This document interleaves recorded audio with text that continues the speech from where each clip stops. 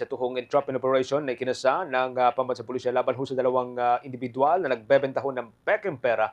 Nangyari po ito sa Las Piñas, naging matagumpay ayon sa Philippine National Police Anti-Cybercrime Group. Makibalita ho tayo sa linya ni Bombo Bea Peniza. Nagkasanang entrapment operation ng Philippine National Police Anti-Cybercrime Group katuwang ang Bangko Sentral ng Pilipinas itong Martes laban sa dalawang suspect na napag-alamang nagbebenta ng mga peking salapi sa mga online platform sa Las Piñas City.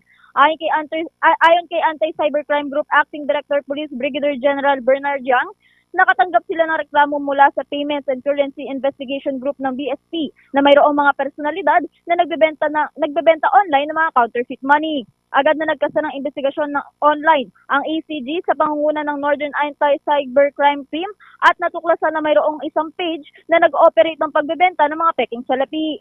Ayon kay Yang, ibinebenta ng mga suspect ang mga peking pera sa halagang 150 pesos kada salapi at makikitang lantaran ang pagiging pagbebenta nito sa mga social media. Kaugnayan, pakinggan natin mga bahagi ng pahayag ni Acting Director Police Brigadier General Bernard Yang. Actually, itong operation na to, hindi mangyayari kung wala yung support ng Bangko Sentral ng Pilipinas. That's why this morning, we have here Attorney Mark Pajardo, yung sa Payments and Currency Investigation Group ng BSP, because they're the one who reported this selling online of fake money.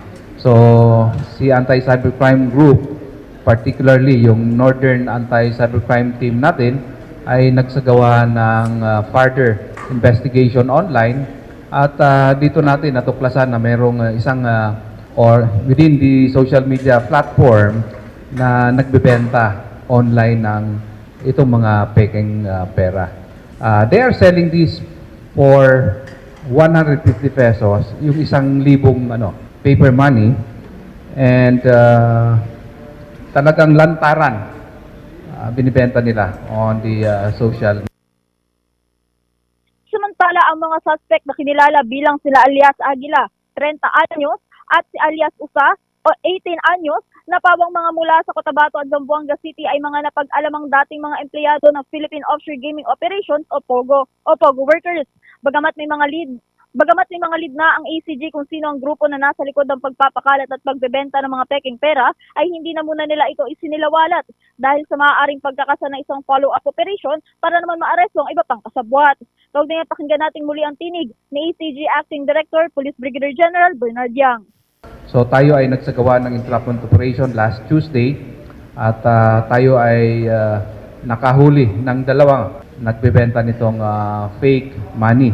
Sa Las Piñas po natin nahuli at yung dalawang katao na ito, one is from Cotabato City and one from Zamboanga City, is again a former employee of POGO.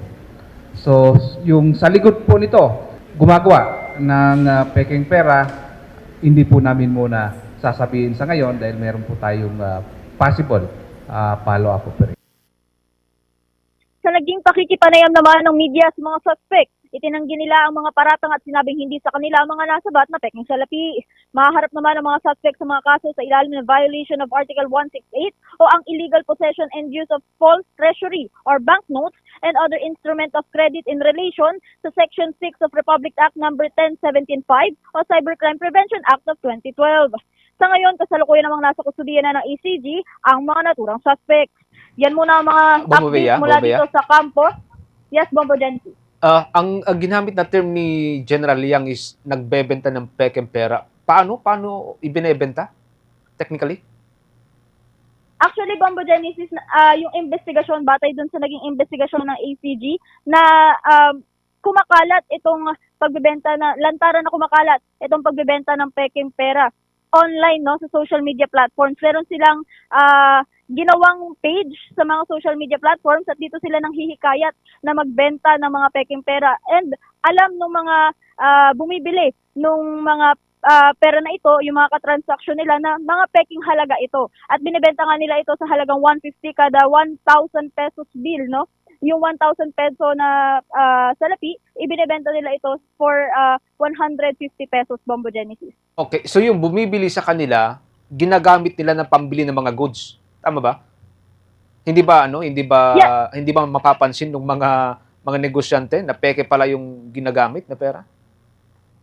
Actually, Bompo Genesis, yan pa yung isa sa mga iniimbestigahan ng anti-cybercrime group, no? Dahil kung alam nga ng mga consumer na yung ibinebenta sa kanila ay mga peking pera o mga peking salapi, maaari na gamit na ito sa mga maling paraan. And maaaring marami na rin silang naloko dito sa paggamit nila ng mga peking pera. So sa ngayon, mayroong ikakasang follow-up operation itong ECG unit ng Philippine National Police. At dito natin malalaman kung saan nga ba o sino-sino pa yung mga nabentahan nito para naman malaman pa kung sino pa yung mga sangkot yung dun sa grupo na bumubuo din o gumagawa nito mga peking salapi at para matigil na itong pagkakalat, ang paglaganap ng mga pagbebenta nga nitong fake money online, Bombo Genesis. Okay, sige, follow up pa rin tayo dito. Maraming salamat, Bombo Bea.